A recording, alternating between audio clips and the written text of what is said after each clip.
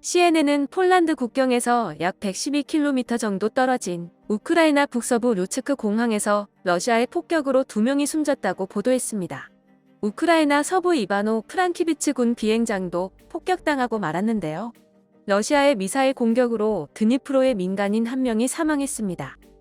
수도 동쪽인 바리셰브카 마을, 북부 도시 체르니유 축구 경기장과 도서관도 당하고 말았죠.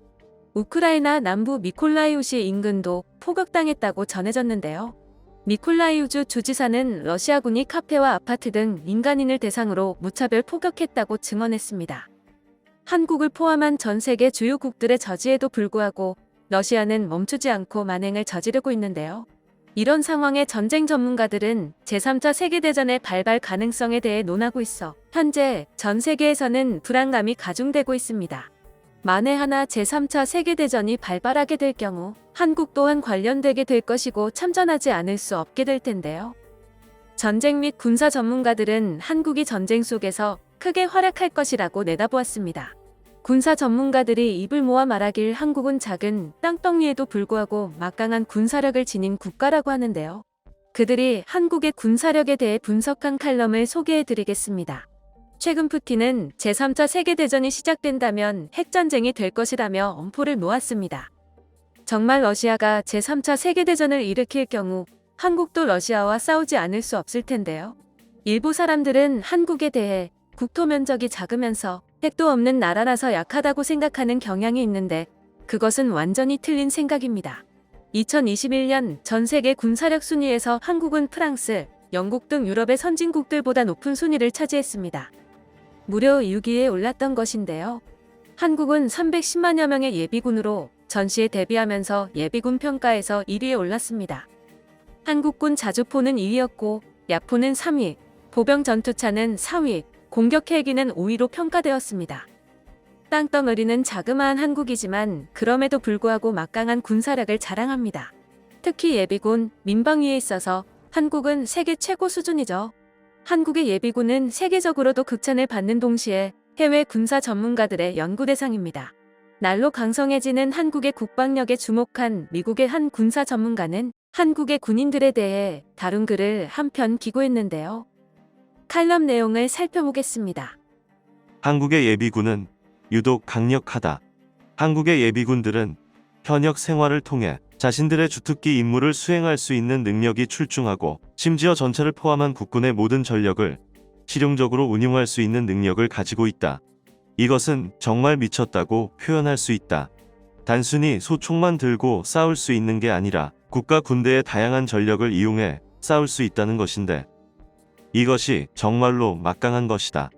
이것은 한국 남자들이 군대에서 배운 전투 본능을 몸이 기억하고 있어서 가능한 것이었다. 한국 남자들이 아무리 2년 동안 의무 복무를 한다고는 해도 몸이 그것을 기억하는 것은 결코 쉬운 일이 아니다. 그런데도 한국 남자들은 어떻게 그렇게 쉽게 해내는 것일까 하는 의문을 가졌다.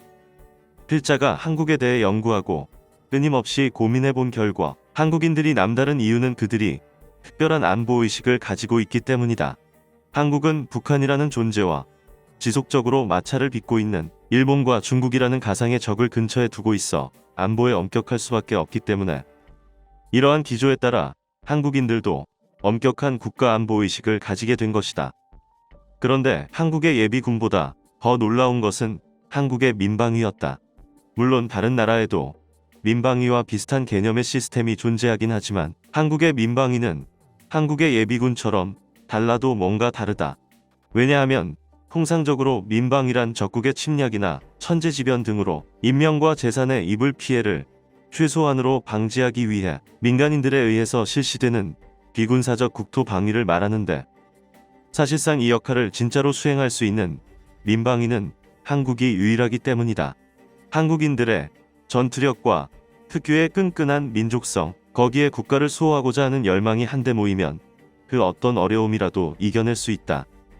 민방위는 총을 들고 전투에 참여하는 것은 아닌 비군사 조직이지만 현대전에서 가장 중요한 후방 지원이라는 직책을 맡는다. 군인들이 앞에서 이끌고 전투를 치르고 있을 때 민방위가 후방에서 지원하는 것은 민방위도 간접적으로 전투에 참여하는 것과도 같다. 칼럼에서 한국의 가상의 적 중 하나로 언급된 일본이 강성해진 한국을 받아들이지 못하고 현실을 부정하고 있을 때 중국의 한 커뮤니티에는 한국과 일본의 국력 및 군사력을 비교하는 글이 올라왔는데요. 일본과 한국의 국력과 군사력, 도대체 어느 쪽이 최고인가도 한번 살펴보겠습니다. 인구와 국토 면적, 경제 규모 등을 포함하는 국력에 있어서는 일본이 앞서고 있는 것이 사실이다. 하지만 군사 면에서는 일본이 앞선다고 단정지어 말할 수 없다. 단순히 병력 수를 비교하면 한국이 훨씬 더 많다. 한국의 통상 병력은 약 60만 명인데 여기에 예비역, 민방위대를 더하면 600만 명을 쉽게 뛰어넘는다. 일본의 자위대는 병력이 고작 25만 명이고 예비역은 5만 명에 불과하다. 일본의 병력은 한국의 20분의 1 수준이다. 육해공의 무기수를 비교하면 군용 기수는 그다지 차이가 없지만 전차의 수는 한국이 훨씬 많고 함정의 수도 한국이 훨씬 많다.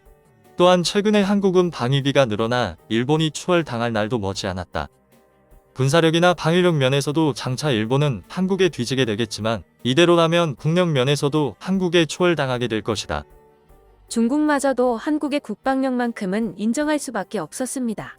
이토록 강력한 군사력을 보유한 한국이 미국 등 주요국과 손을 잡고 현재 전쟁을 일으켜 세계 질서를 교란시킨 러시아를 상대한다면 러시아는 금세 제압당하고 말 것입니다.